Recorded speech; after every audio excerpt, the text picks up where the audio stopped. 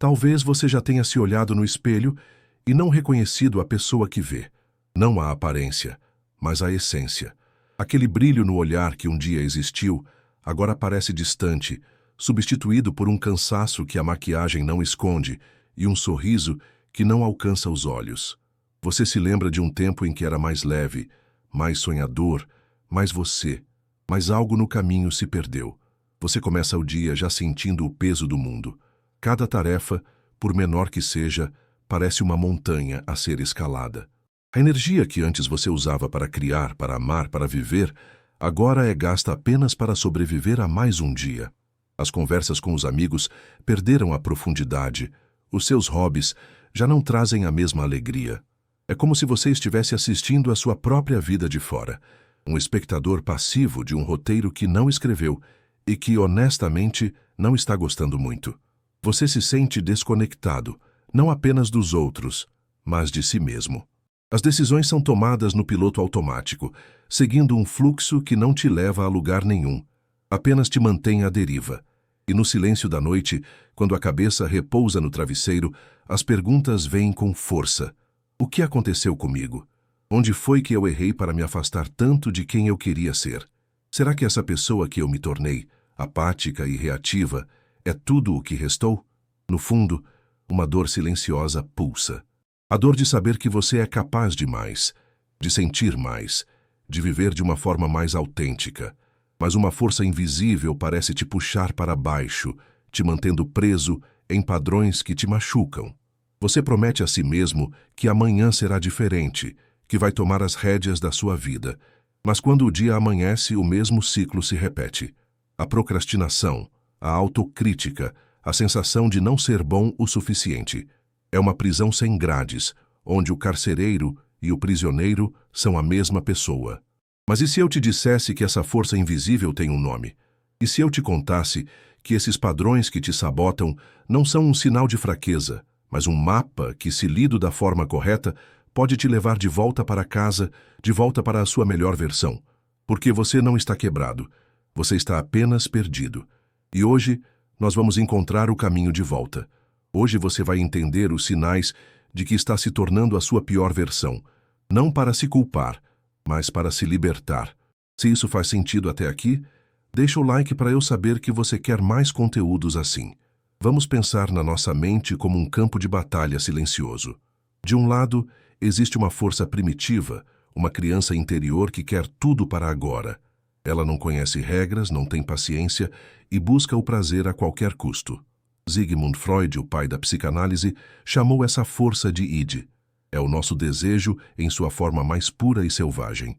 É aquela vontade de comer a caixa inteira de chocolate, de gastar o dinheiro que não temos, de dizer verdades cruas sem pensar nas consequências. O id não é bom nem mau. Ele apenas é. Ele quer.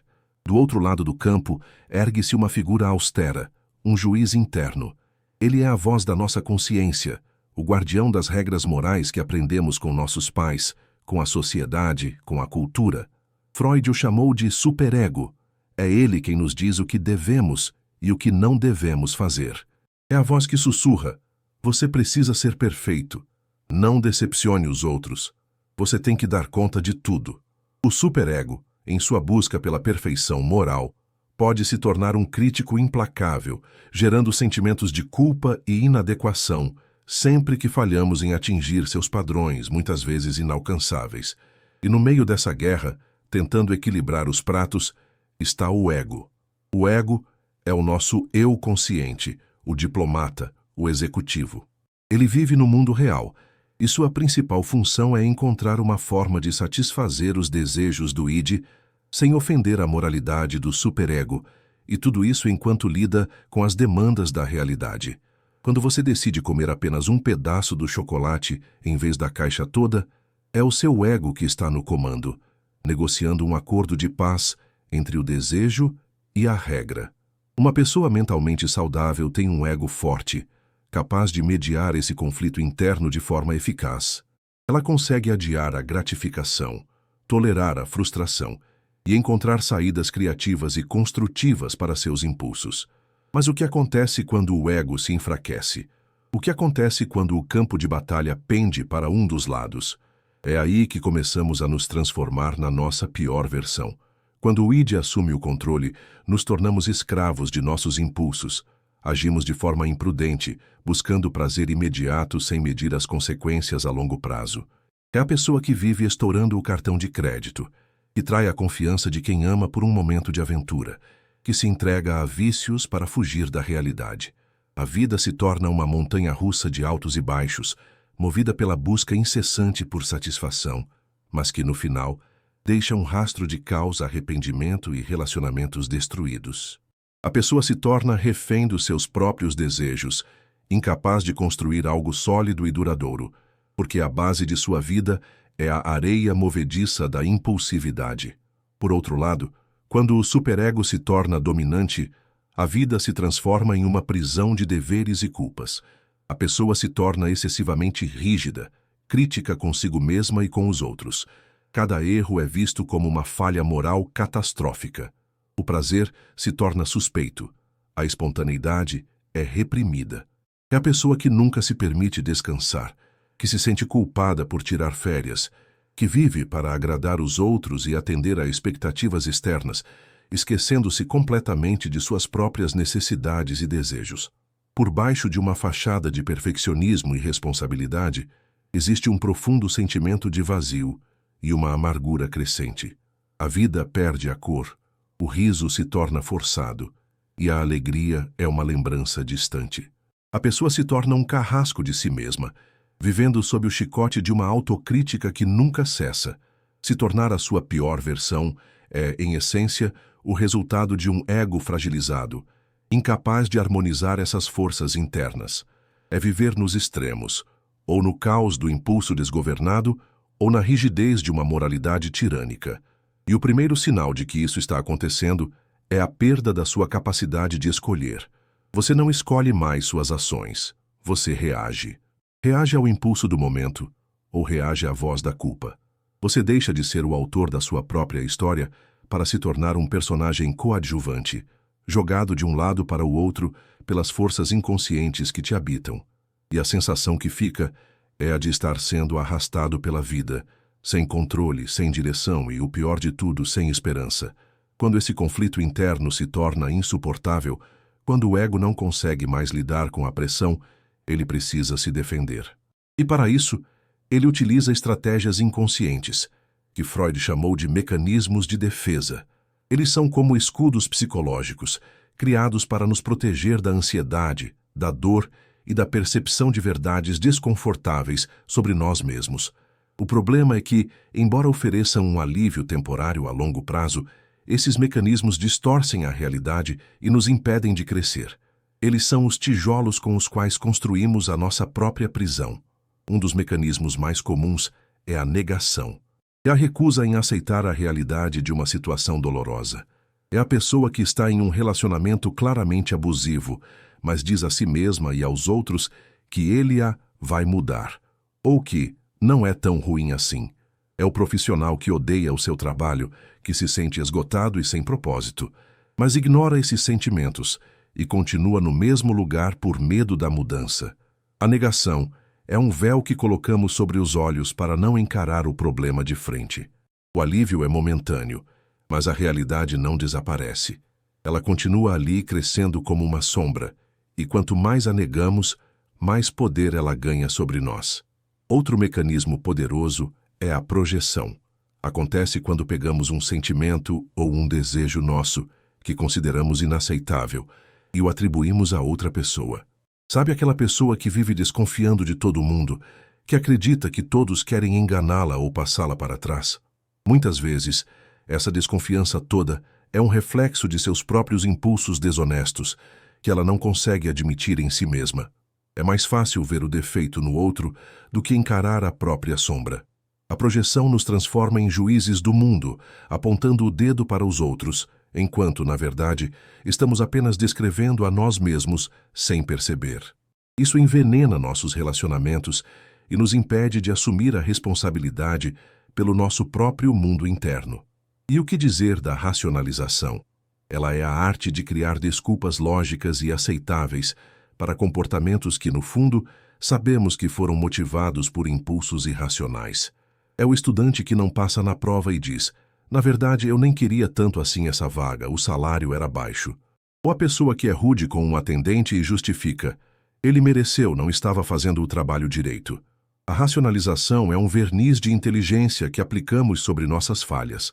Ela nos protege do sentimento de vergonha ou de arrependimento, mas também nos impede de aprender com nossos erros. Se a culpa é sempre do outro ou das circunstâncias, nunca precisamos olhar para dentro e mudar. Esses são apenas alguns exemplos.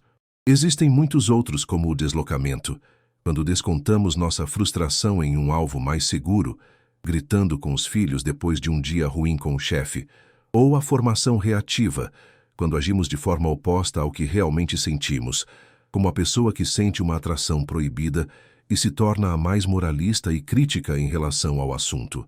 O uso constante e rígido desses mecanismos é um sinal claro de que você está se tornando sua pior versão.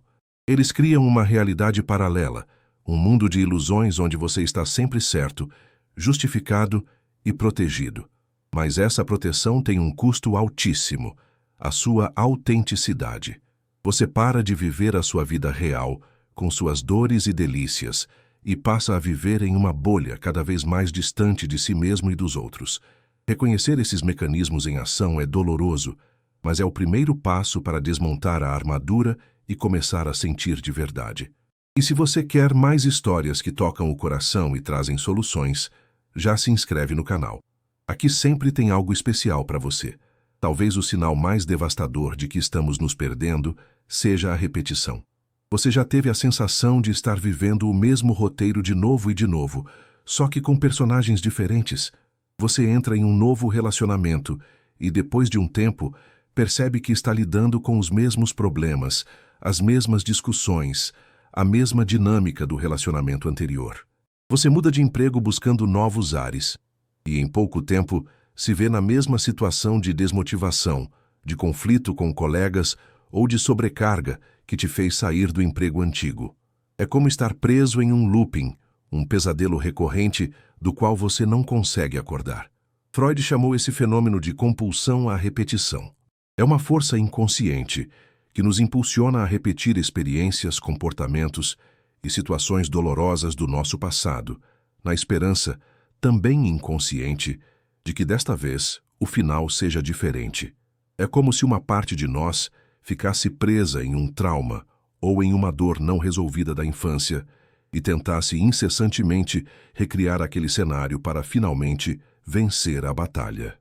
Uma mulher que teve um pai ausente e frio pode inconscientemente se sentir atraída por parceiros emocionalmente indisponíveis. Ela não faz isso porque gosta de sofrer. Ela faz isso porque seu inconsciente está tentando reencenar o drama original. A esperança secreta é que desta vez ela consiga conquistar o amor e a atenção daquela figura distante. Mas, ao repetir o padrão, ela apenas se fere novamente, reforçando a crença original de que não é digna de amor. Um homem que cresceu em um ambiente caótico e imprevisível pode, na vida adulta, se sentir entediado em relacionamentos estáveis e saudáveis. Ele pode, inconscientemente, criar dramas, brigas e instabilidade, porque o caos é o ambiente que ele conhece como normal. A tranquilidade o assusta, pois ele nunca aprendeu a lidar com ela. Ele sabota a própria paz, porque a repetição do caos, por mais dolorosa que seja, é familiar. Essa compulsão não se manifesta apenas nos relacionamentos amorosos. Ela aparece na nossa relação com o dinheiro, com a carreira, com a saúde. A pessoa que sempre gasta tudo o que ganha, vivendo em um ciclo de dívidas, pode estar repetindo uma dinâmica de escassez que aprendeu na infância. O profissional que sempre se sabota quando está prestes a alcançar uma grande promoção pode estar revivendo um medo antigo de não ser capaz de corresponder às expectativas. A compulsão à repetição é a marca da nossa pior versão, porque ela nos rouba o futuro. Ela nos condena a reviver o passado incessantemente. Ficamos presos a roteiros que não escrevemos, reagindo a gatilhos que não compreendemos, e o resultado é sempre o mesmo: frustração, dor e a sensação de que estamos fadados ao fracasso.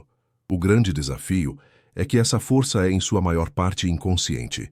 Nós não escolhemos repetir, simplesmente acontece. E muitas vezes só nos damos conta do padrão quando o estrago já está feito. A saída para esse ciclo não é se esforçar mais ou ter mais força de vontade. A força de vontade pertence ao ego, e ele está lutando uma batalha perdida contra uma força muito mais antiga e poderosa. A única saída é trazer o inconsciente para a luz. É olhar para o padrão e perguntar: o que isso me lembra? Onde eu já senti isso antes? É ter a coragem de revisitar as dores originais, não para se afogar nelas, mas para entendê-las, para dar a elas um novo significado. É entender que o adulto de hoje não precisa mais ser refém das feridas da criança de ontem. Quebrar a compulsão à repetição é declarar a sua independência do passado. É, finalmente, começar a escrever um novo roteiro para a sua vida, em que o final, desta vez, pode sim ser diferente. Por trás de todos esses sinais, o conflito interno, os mecanismos de defesa, a compulsão à repetição, existe uma força ainda mais profunda e sombria. Freud, em uma fase mais madura de sua teoria, postulou a existência de duas pulsões fundamentais que regem a vida humana. A primeira é Eros, a pulsão de vida. É a força que nos move em direção à união, ao crescimento, à criatividade, ao amor, à construção. É a energia que nos faz criar laços, construir projetos, gerar vida e buscar a expansão. Eros é a força que nos impulsiona em direção à nossa melhor versão. Mas em oposição a Eros, existe outra força que ele chamou de Thanatos, a pulsão de morte. Não se trata de um desejo literal de morrer, mas de uma tendência a tudo o que é contrário à vida. A dissolução, a separação, a destruição, a agressividade, o retorno ao estado inorgânico, ao inanimado.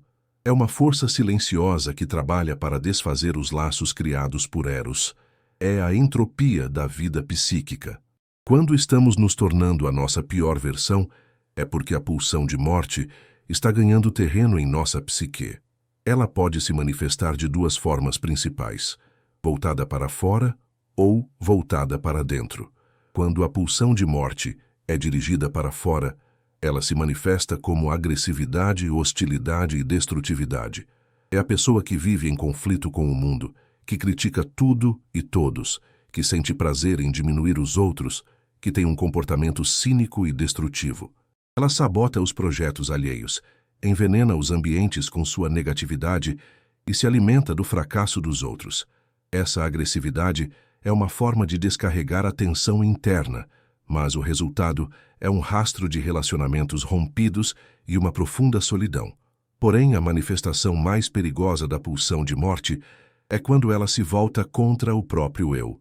É o que Freud chamou de masoquismo moral. A agressividade que deveria ser dirigida ao mundo é internalizada e se transforma em autossabotagem, autocrítica feroz e uma busca inconsciente pelo sofrimento. É a pessoa que se coloca repetidamente em situações de humilhação, que não se permite sentir alegria, que parece ter uma necessidade de ser punida. Ela sente uma culpa difusa e constante, e o sofrimento se torna uma forma de expiar essa culpa. A autossabotagem é a expressão máxima da pulsão de morte agindo contra si mesma. É a pessoa que, quando as coisas começam a dar certo, inconscientemente, dá um jeito de estragar tudo. Ela procrastina a entrega de um trabalho importante, arruma uma briga com o parceiro em um momento de felicidade, abandona a dieta e os exercícios quando começa a ver os resultados. É como se uma parte dela não acreditasse que merece o sucesso, a felicidade ou o amor. E essa parte, alimentada pela pulsão de morte, trabalha ativamente para destruir qualquer possibilidade de bem-estar. Essa força destrutiva nos leva ao isolamento, à apatia, à perda de interesse pela vida. Ela nos convence de que não vale a pena tentar, de que nada vai dar certo, de que o melhor é não sentir nada para não sofrer. É um processo de morte em vida. A pessoa vai se desligando lentamente de tudo o que a conectava a Eros, a pulsão de vida. A criatividade seca, os relacionamentos se tornam superficiais, o futuro parece um beco sem saída. Ela está viva biologicamente, mas psiquicamente está caminhando em direção ao nada. Reconhecer a ação de Thanatos em nossa vida é assustador, mas fundamental. É perceber que a autossabotagem não é preguiça ou falta de caráter, mas um sintoma de uma força profunda que precisa ser compreendida. A cura não vem ao lutar contra essa força com mais violência, mas ao fortalecer o seu oposto. A cura vem ao investir em Eros. É buscar ativamente tudo o que nos conecta à vida. Os laços de amor e amizade, a criatividade, a arte, o contato com a natureza, a busca por um propósito. É, a cada dia, fazer uma pequena escolha em favor da vida, por mais difícil que pareça. É regar a semente de Eros para que ela possa, pouco a pouco, superar a força silenciosa da destruição. É escolher a construção no lugar da ruína, a conexão no lugar do isolamento. É escolher, conscientemente, a vida. Agora é com você. Escreve nos comentários o que mais te emocionou nessa história. Quero ver quem realmente entendeu a mensagem de hoje. E se você quer continuar recebendo conteúdos que podem transformar o seu dia, se inscreve agora e ativa o sininho.